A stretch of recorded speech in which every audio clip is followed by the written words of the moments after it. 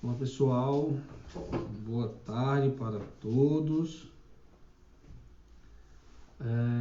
Estamos começando agora mais uma aula online, né? Uma homeschool live para os alunos aí do 7º ano. O tema hoje a aula é de artes, tá? Com o tema orquestra, né? Nós vamos falar um pouco sobre a orquestra em si, depois nós vamos nos focar um pouco na divisão das orquestras, não hoje, nas próximas aulas, na orquestra e no maestro em si, tá bom? Então, hoje eu vou me conter, né? Mandei uma atividade, nessa atividade tem vários vídeos complementares, e hoje nós vamos nos conter em falar sobre como é dividida a orquestra, tá? Mas isso mesmo, depois nós falamos algumas outras coisas. Tá certo? Então vamos lá. Para você que está vendo esse vídeo pela primeira vez, deixa um likezinho, tá? É bem interessante o like, compartilhe, curta, passe para os colegas, ajude a crescer o nosso canal, tá? Porque nosso canal aí é para as aulas e eu vou postar algumas outras coisas novas no canal, tá bom? Coisas mais simples, mas também bem interessantes. Então, pessoal, vamos lá. Uma orquestra. Quando nós falamos de orquestra, nós pensamos onde surgiu a orquestra, né? Orquestra é uma palavra que vem do grego, né? Orquestra, que significa lugar destinado à dança, né? E lá no século V antes de Cristo, né, os espetáculos eram feitos em anfiteatros. Esses anfiteatros, eles eram grandes, eram feitas bastante danças e tinham um local onde ficavam os instrumentistas. Como eu falei nas aulas passadas, este local, esses instrumentos na Grécia era bem comum, porque lá onde foi surgir o mesmo instrumento e começaram a detalhar o instrumento com mapas e tudo mais, né? Séculos depois, lá no século XVII, na Itália começaram a ser executadas as primeiras óperas, né? E eles imitavam os dramas antigos, né? Gregos. O espaço entre o palco e o público, né, ficavam os instrumentistas. E até hoje ainda existe teatros que a música é ao vivo, né, musicais, que a música lá é ao vivo e que tem o palco, entre o palco e a plateia tem-se um vão onde ficam os instrumentistas e eles tocam na hora ali mesmo o que está acontecendo, né? Bem interessante. Então, daí começou a se surgir esse termo de orquestra, mas por isso, né, que eles tinham esses espaços. As primeiras orquestras eram formadas por um pequeno número de músicos. Foi lá no século XVII que o compositor Cláudio Monteverdi aumentou para 36 o número de instrumentistas nos grupos sonoros familiares. Então, eu acho que foi na primeira aula que eu fiz, eu falei sobre o quê? Lá atrás, os instrumentos eram tocados em festa ali e tal, um instrumento só. Depois eu comecei a colocar multitonais, vários instrumentos com tons ali, eles se juntavam, mas eram poucos, eram 3, 4 instrumentos. Você vê isso muito em filme de antigo. Lá um cara tocando uma violazinha, um violãozinho, um instrumento de corda, o outro batendo alguma coisa, outro tocando um pandeiro lá, bem antigo. Então, eram pessoas poucas, 5, 6 pessoas no máximo, né? Já Monteverdi, ele aumentou para 36. Daí começou a surgir, mas isso eram grupos sonoros familiares, da mesma família. Tá? Já no século XVIII, com o francês Rameau, eu acho que é Rameau, o número passou para 47, olha só. 47 antes de 4 para 36 é muito músico para se fazer. Então a música ela foi tomando isso. E a partir de Beethoven, no século XIX, a orquestra passou a integrar cerca de 60 músicos. Né? Então assim, era muito músico tocando em Beethoven. Tanto que você vê as obras de Beethoven são obras bem mais detalhadas nesse aspecto. Berlioz, que distribuiu, como nós conhecemos hoje, variando de 80 a 100 músicos, né? A Orquestra Sinfônica tem a abreviação OS, né? O que vai determinar esse número é a combinação orquestral pensada pelo compositor da obra para expressar suas ideias musicais. Então, no caso, o tanto de gente vai pela obra, tá bom, pessoal? Então, vamos lá. Existe na orquestra uma pessoa que é o responsável por essa orquestra, certo? A pessoa que é responsável por essa orquestra é o maestro.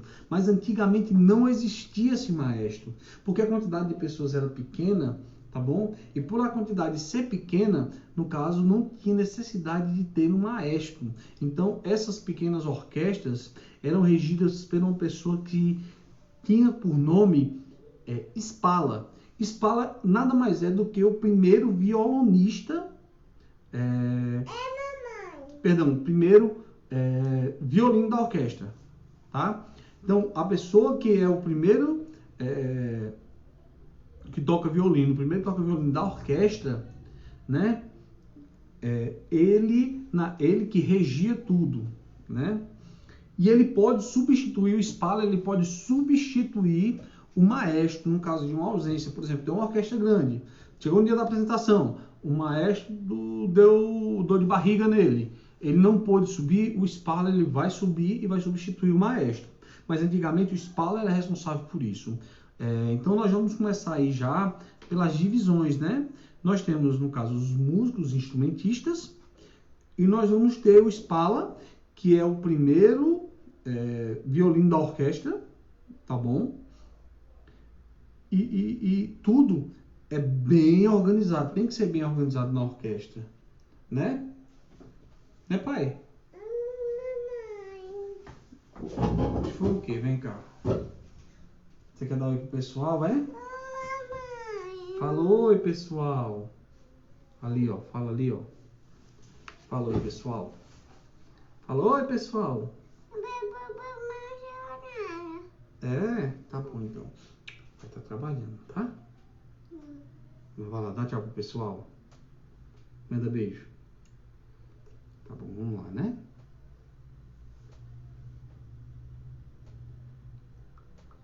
Vamos ver aqui, deu um probleminha.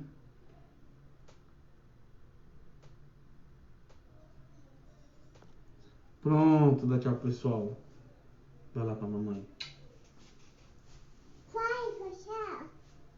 Você quer falar oi, pessoal? Então fala oi, pessoal, vai. Tem que terminar a aula. Olhando pra lá. Manda um beijo. Vai lá. Vai lá pra mamãe. Oi, pessoal, vai lá. Homeschool, né? Não dá pra ficar com o quarto fechado, com a porta fechada. Aí ela vem pra cá, pra falar oi, pessoal. Ela só pede pra falar oi, pessoal. Mas voltando. Então o maestro ele é o primeiro da orquestra. Ele vai reger todos. Eu não vou falar muito do maestro, porque o maestro eu vou falar na próxima aula. E eu quero dar um detalhamento maior para o maestro. Tá bom? Então, no caso, eu tenho o maestro. Segundo lugar da orquestra é o Spala. O Spala é interessante assim. Tá todo mundo sentado. Todos os instrumentistas sentaram. O Spala chega por último. Todo mundo levanta para o Spala. Todo mundo senta para o Spala. E ele vai dar a ordem de afinar. Tá bom? Ele vai dar a ordem de afinar. A afinação é bem interessante, pessoal. Eu vou pular um pouquinho para frente. Mas tem um instrumento, né? Que ele se chama oboé.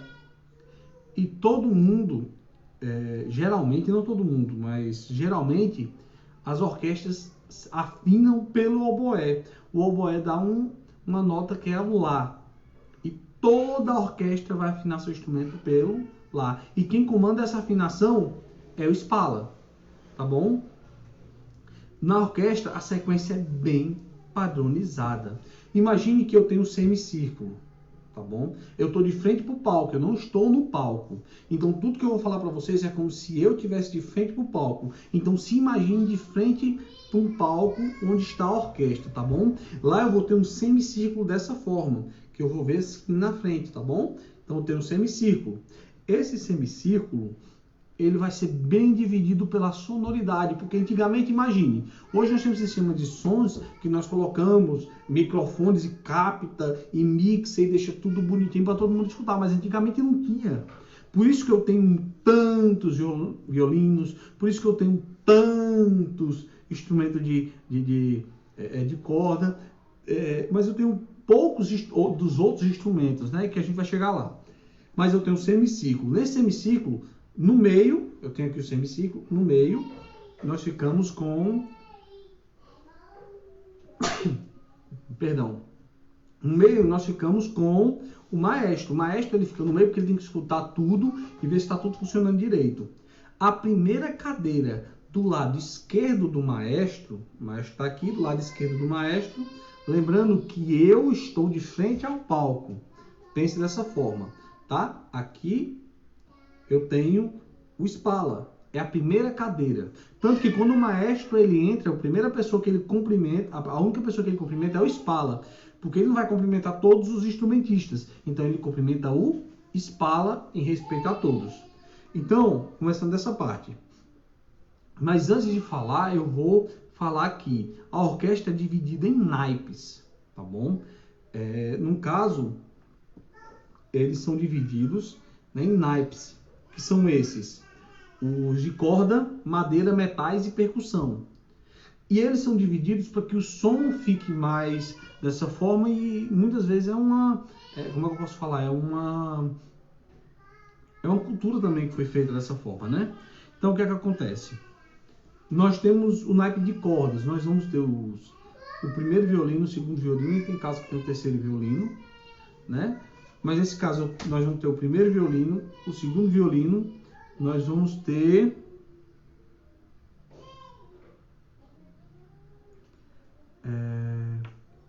a viola. A viola? Deixa eu ver aqui se é a viola mesmo. Ver se o nome está certo, para eu não falar nada errado.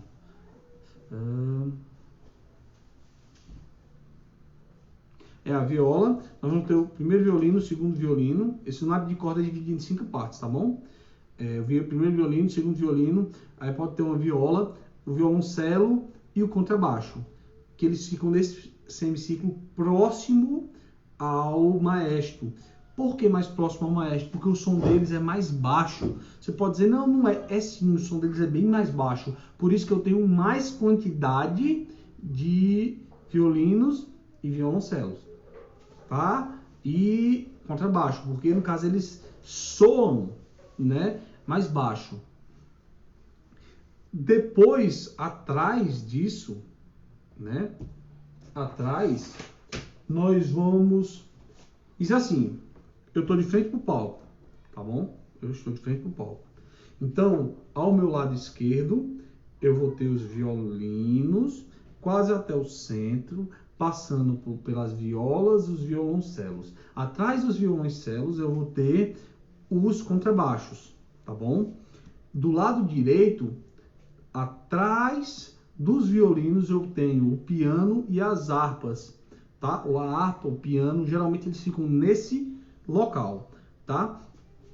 Na frente do maestro, atrás dos violinos e das violas, nós vamos ter o grupo das madeiras, tá bom? Aí você fala, madeira? Porque assim, são instrumentos que são feitos de madeiras, né? Esses instrumentos são geralmente instrumentos de sopro, tá? Aí vai ter a flauta, flautim, clarinete, oboé, fagote, corno inglês, clarone, saxofone, contraflagote, e entre outros. Mas é interessante que você fala, mas a flauta, né, a flauta transversal, ela não é feita de madeira, ela é feita de metal. Por que ela está no grupo das madeiras? Porque antigamente ela era feita de madeira, tá bom? Então se usava essa flauta era de madeira, então eles usavam essa flauta. E por isso que ele ficou nesse ambiente. E porque também o grupo das madeiras, né?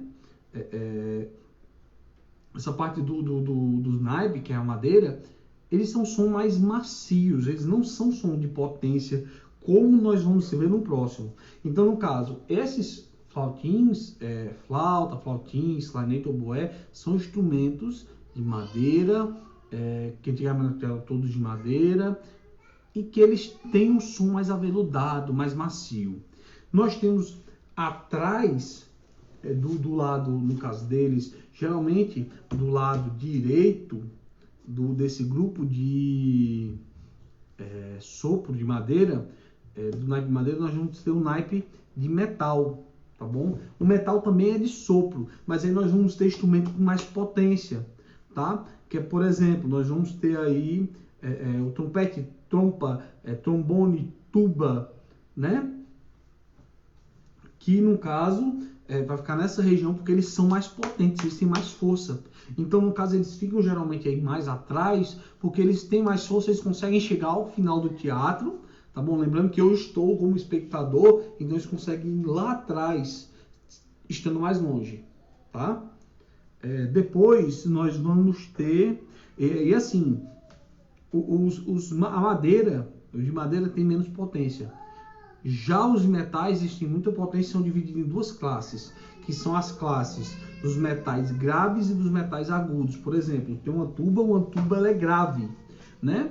E agudo, eu posso dizer um trompete. Então, o trompete ele é mais agudo. Então, estão divididos nessas duas classes. E atrás de tudo no mundo, né? Estou diferente do palco, lá atrás, todo mundo, eu vou ter a percussão, tá?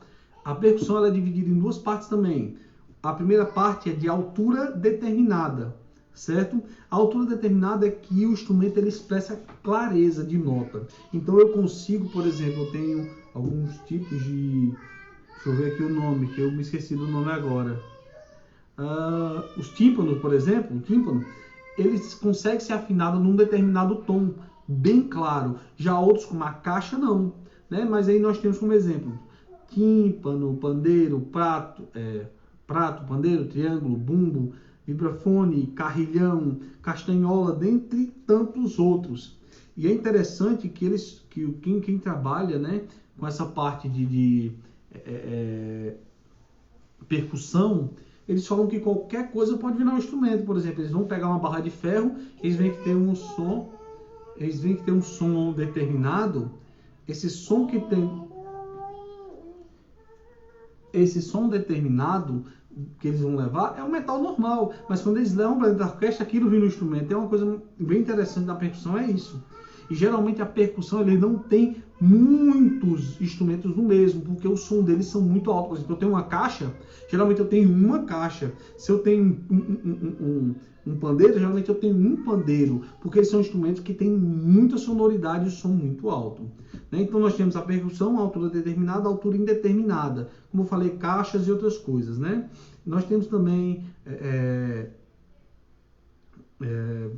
várias coisas improvisadas dentro disso para fazer um som específico para aquela orquestra em si, né?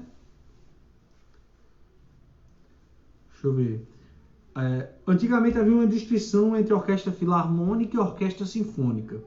Esta está se referindo à orquestra de profissionais e àquela designava orquestra de amadores. Contudo, a diferenciação desapareceu no século XX. Os dois termos são usados para designar orquestras de músicos profissionais. A diferença é que orquestras filarmônicas são financiadas por empresas ou grupos de pessoas, sem fins lucrativos, e orquestras sinfônicas são financiadas pelo Estado. Então a diferença é essa. Uma filarmônica são empresas e pessoas, certo, que eles vão financiar essa orquestra. Já no caso, a sinfônica, a orquestra sinfônica são financiadas pelo Estado, tá bom? Então, como eu falei, antes de começar o Spala, ele vai chegar lá e vai pedir a nota lá do oboé e vão ser afinados. E ele vai dizendo, tá certo? Quais são as afinações. E pessoal, na próxima aula nós vamos falar sobre o maestro, tá? Que é a parte principal. Que o pessoal diz, o cara só fica lá mexendo os braços. Vocês vão ver que ele tem uma função imprescindível dentro da orquestra, tá? E assim, pessoal, é bem interessante. Mandei vídeos complementares lá para vocês. Assistam os vídeos complementares, isso vai ajudar bastante vocês. É um trabalho que nós vamos fazer, tá bom? Esse vídeo também aqui, que já tá bem grandinho também, eu acho que vai ajudar vocês um pouco, tá? Eu já falei, por favor, dê o like, compartilhe, se inscreva no canal, tá bom? Vai estar lá no canal Science Agora. Se for sair, use máscara, álcool em gel, sempre lavando a mão, evite pegar no rosto, tá bom? Se você não tiver com a mão limpa, tome o bastante cuidado possível e só saia se for necessário, tá bom? Pessoal, desde já agradeço por tudo, né? Deixe o seu comentário aí embaixo com sua dúvida, que a gente vai tirar um dia só para tirar essas dúvidas, tá bom? Valeu, até mais!